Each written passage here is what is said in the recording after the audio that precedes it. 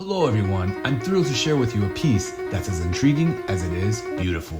Meet Meg, short for Melted Girl, a stunning 3D printed vase that seems to defy gravity with its upward flowing design.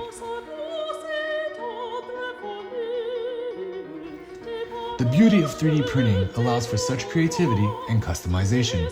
I printed Meg in 3 large versions and 1 smaller one, each capable of holding a special place in any room or heart.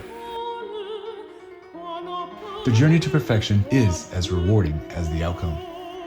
I'm still fine-tuning the settings to achieve that silky smooth finish that makes Meg truly mesmerizing.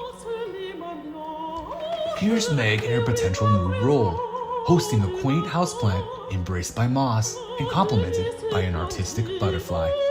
It's a prototype for what could become a permanent home. What do you think?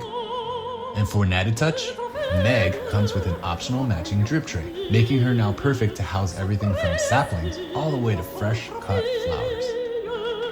From custom sizes to functional versatility, this project embodies the spirit of 3D printing fun.